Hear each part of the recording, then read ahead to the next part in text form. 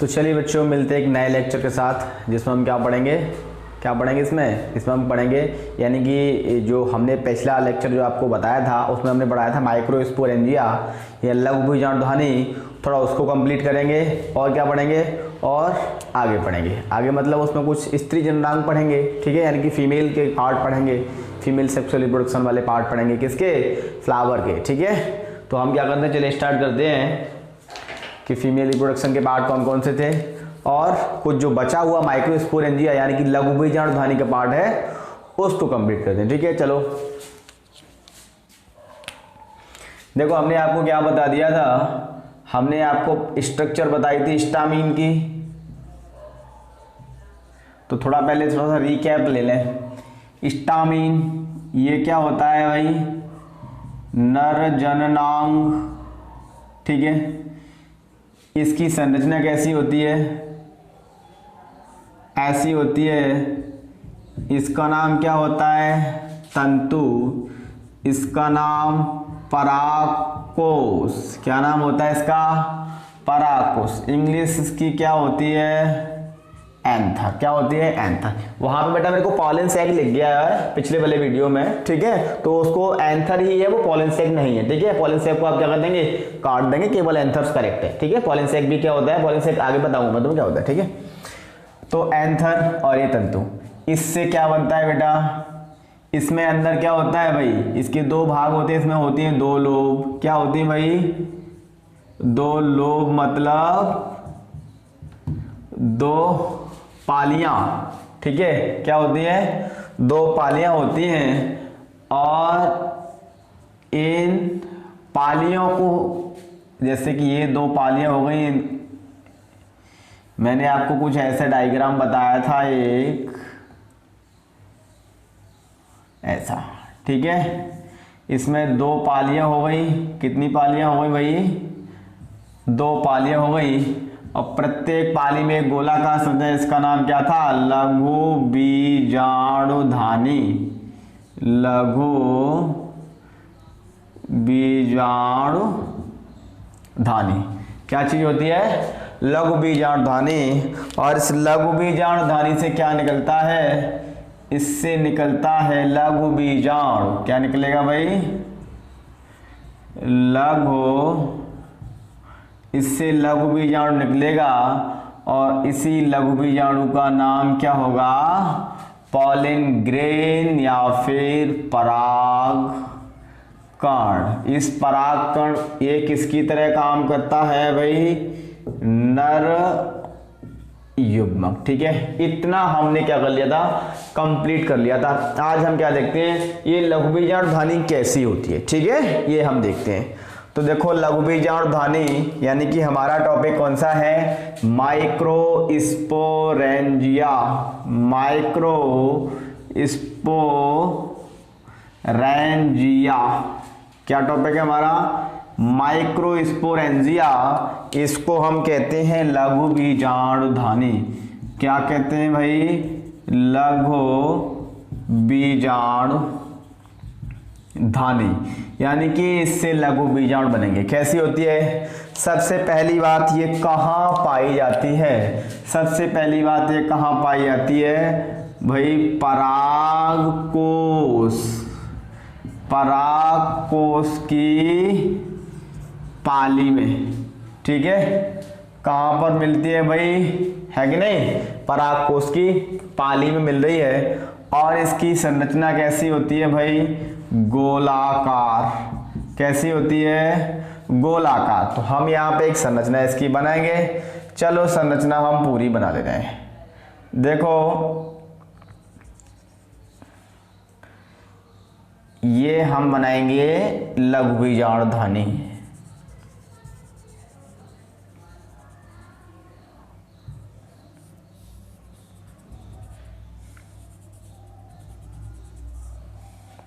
देखो ये क्या बन गई आपकी, ये तो पूरा आपका परागकोश बन गया।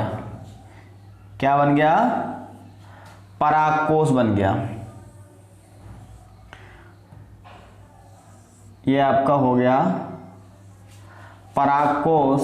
और देखो इसमें बेटा दोनों पालियां भी बन गई हैं। कौन सी दोनों पाली बनी है भाई, ये ऊपर वाली और एक पाली नीचे वाली, आप कह सकते हो। यानी कि यहाँ से दो पार्ट में डिवाइड है, आप ऐसा कह सकते हो। तो एक पाली ये होगी और एक पाली ये हो गई, ठीक है। प्रत्येक पाली में क्या होती है, यानी कि दो गोलाकार संरचनाएं होती हैं, एक इस कॉर्नर पे और एक को इस कॉर्नर पे, और एक पाली में फिर दूसरी पाली में एक इस कॉर्नर पे तो एक इस कॉर्नर पे। टोटल अगर हम परागकोश की बात करें, यानी कि एक पूरे परागकोश की बात करें तो उसमें क्या हो जाएंगी, एक परागकोश की अगर हम बात करें, किसकी बात करें, एक परागकोश की। चलो, यानी कि एक परागकोश की बात करें तो उसमें कितनी होंगी भाई, 4 पालियां होती हैं। कितनी होती है, 4 पालियां, मतलब 4 लोब्स होंगे। उसमें कितनी होंगी भाई, 4 लोब्स होंगी। चलो इसमें 4 लोब्स बना लें पहले हम, तो हम इसमें लोब बना लें।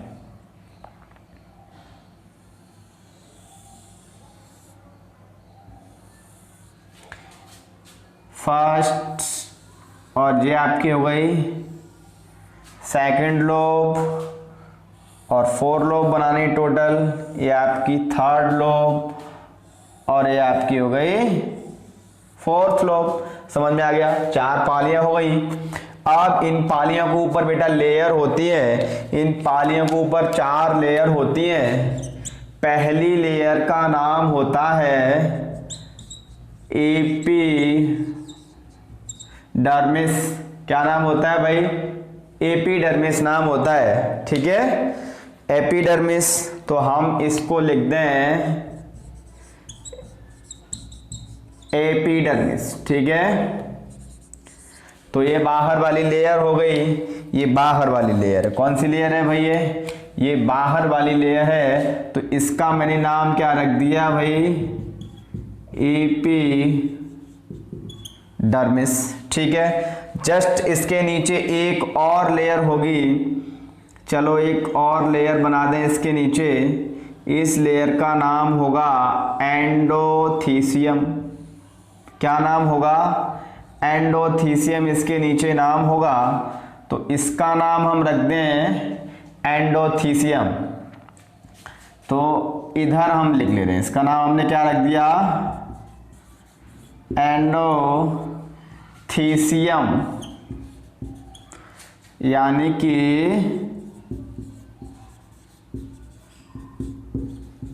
इसका नाम हमने एंडोथीसियम रख दिया। इसके नीचे एक और लेयर है कि नहीं, तो यानी कि सेकंड लेयर आपकी कौन सी हो जाएगी, एंडोथीसियम,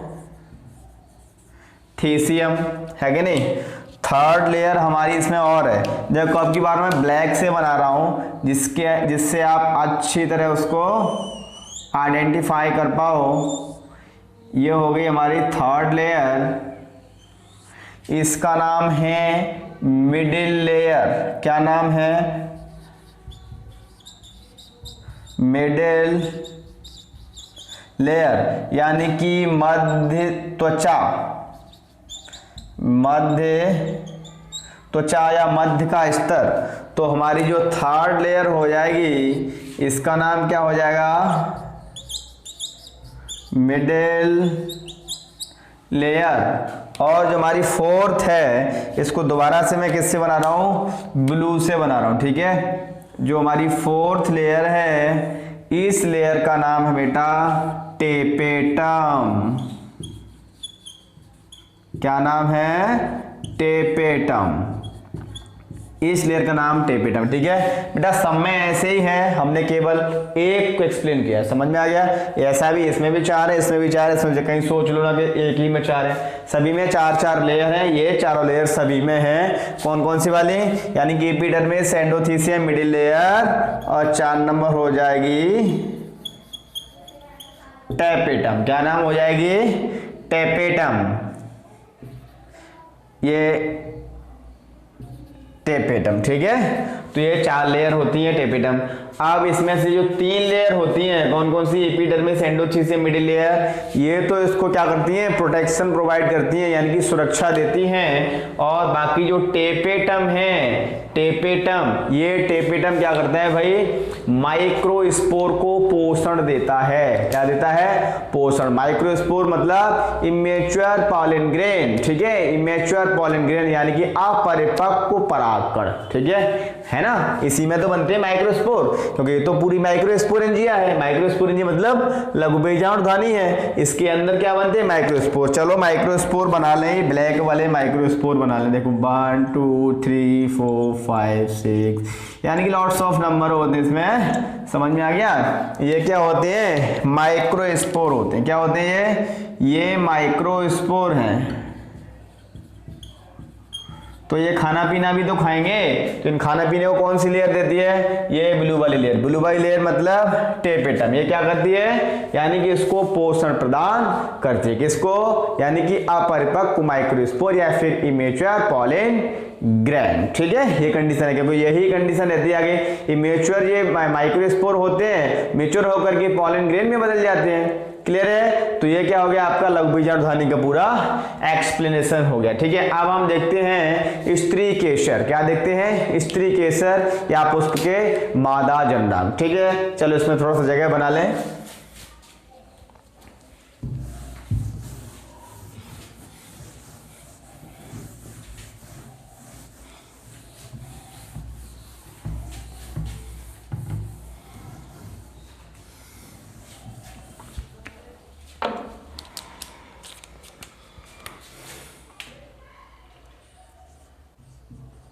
अब हम पढ़ते हैं पुष्प के मादा जननांग, ठीक है, या मादा भाग, मादा भाग, ठीक है, यानी कि फीमेल पार्ट ऑफ फ्लावर, ठीक है। तो फीमेल पार्ट ऑफ फ्लावर को मैंने आपको क्या बताया था, जब पार्ट्स ऑफ फ्लावर बताया था, यानी कि पुष्प के जब भाग बताया था, उसमें मैंने क्या बताया था, उसमें मैंने आपको बताया था कि जायांग होता है, जायांग पुष्प का क्या होता है, मादा भाग होता है, और पुमंग होता है वो नरभाग होता है, और पुमंग बनता किससे है, पुंग के सर। दो हम कंप्लीट कर चुके हैं, अब हम जायांग के बारे में पढ़ेंगे, ठीक है। और जायांग को हम स्त्री केसर और कहते हैं, क्या कहते हैं, स्त्री केसर। तो इसको हम स्त्री केसर और कहते हैं, क्या बोलते हैं, स्त्री केसर। इसकी इंग्लिश होती है पिस्टल, क्या होती है, पिस्टल, ठीक है। यानी कि स्त्री केसर कह लो या इसको जायांग बोल दो, बात एक ही है। जायांग मतलब गायनोसियम। तो चलो अब हम देखते हैं कैसा होता है भाई इसका मादा वाला भाग। देखो मादा भाग कुछ ऐसा होता है,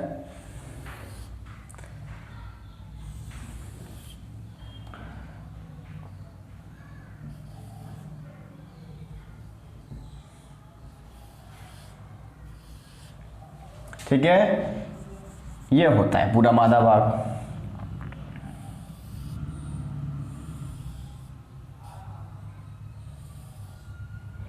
है ना। तो इस वाले भाग को हम क्या बोलते हैं, पूरे भाग को हम बोलते हैं स्त्री केसर। और ये बना किससे होता है, ये बना होता है, इसका नाम क्या होता है, वर्तिकाग्र। क्या नाम होता है इसका, वर्तिकाग्र मतलब स्टग्मा, और ये होता है वर्तिका मतलब स्टाइल, और ये फूला हुआ भाग होता है ओवरी मतलब अंडाशय, ठीक है। और इस अंडाशय किससे बना होता है, अंडाशय जिन छोटे छोटे संरचनाओं, 2 हो सकते हैं, वो 3 हो सकते हैं, या 4 5 भी हो सकते हैं, उनका नाम क्या होता है, उनका नाम होता है अंडप। अंडप को हम बोलते हैं कार्पेल, ठीक है। और जिसमें जितने ज्यादा अंडक होंगे उसके उतने ही ज्यादा भाग होंगे। जैसे आपने टमाटर को भी ऐसे कट करके देखा है ना, उसमें कितने 3-4 चैम्बर से निकलते हैं। इसका मतलब क्या है कि वो क्या है, यानी एक अंडाशय से नहीं बना हुआ है, उसमें क्या है अंडक बहुत सारे अंडाशय, तो उसका एक ये पर उसके अंदर क्या है अंडक, यानी कि 1-2 जितने उसमें भाग हैं उतने ही उसमें अंडक है। समझ में आया। और उसी अंडक में अंदर क्या होते हैं, ऐसे बीज लग रहे होते हैं, ठीक है, उनको हम बीजांड बोलते हैं। और निषेचन के बाद वो बीज में बदल जाते हैं। तो देखो ये बदलेंगे फिर निषेचन के बाद बीज में, है कि नहीं। ये क्या हो जाएंगे, बीजांड हो जाएंगे। ये क्या हो जाएंगे भाई, बीजांड हो जाएंगे। ये हो गए बीजांड, ठीक है। इसमें 2 अंडक में ये एक और 2, ठीक है। यानी कि ये वाला जो अंडाशय है वो कितने पार्ट में डिवाइड है, 2 पार्ट में डिवाइड है, यानी कि 2 अंडकों से मिलकर के बना है, ठीक। ये इसकी कंडीशन है ना। तो ये होता है। अब इस पूरे भाग का नाम क्या होता है, स्त्री केसर, स्त्री केसर, ठीक है। अब इसमें से एक हम इसको ले ले बाहर, इसका नाम क्या है, बीजांड। क्या नाम है, बीजांड, मतलब ओव्यूल नाम है। और ये क्या है, थैलेमस, यानी कि थैलेमस को हम बोले पुष्पासन, यानी कि पुष्प आसन। पुष्प किस पे बैठा है, पुष्प इससे जुड़ा होता है, इसी सब पंखुड़ी जुड़ी होती है ना। कैलेक्स भी इसी से जुड़ा होता है, कार्ला भी इसी से जुड़ा होता है, यानी कि सेपल और पेटल और एंड्रोशियम और सब इसी से जुड़ रहे होते हैं। तो पुष्पासन है। और ये पुष्प ग्रंथ है जो मैंने पिछले वीडियो में बताया है। चलो ये क्या होता है, ये होता है, क्या होता है ये, अब यहां से हमने एक ले लिया। ये संरचना कैसी है, ऐसी है। इसका नाम क्या है, इसका नाम ये बीजांड है। और यही इसी बीजांड में, इस बीजांड में होता है भ्रूण कोश। क्या होता है, भ्रूण कोश। क्या होता है, भ्रूण कोश। समझ में आ गया। और जिस भ्रूण कोश किसकी तरह काम करता है, मादा युग्मक, यानी कि फीमेल गैमीट। किसकी तरह काम करेगा वो, फीमेल गैमीट, यानी कि मादा युग्मक की तरह काम करेगा, ठीक है। मिलते हैं नेक्स्ट लेक्चर में, है कि नहीं। मिलते हैं नेक्स्ट लेक्चर में। Take care, bye bye. आज के लिए इतना ही काफी। और देखो वीडियो को शेयर करो, ज्यादा से ज्यादा शेयर करो, जिससे सभी बच्चे पढ़ पाए। साइंस के पेपर तक मैं पूरा आपका सिलेबस क्या है लगभग यानी कंप्लीट सा ही कर दूंगा। बायोलॉजी कर दूंगा, केमिस्ट्री का भी शुरू करने वाला हूँ, ठीक है। आज शायद आपको केमिस्ट्री का भी लेक्चर मिल जाए, है ना। तो पढ़ते रहिए कंटिन्यू तरीके से। और क्या है, इसको नेक्स्ट डे में हम कंप्लीट करेंगे, ठीक है। चलिए बाय बाय।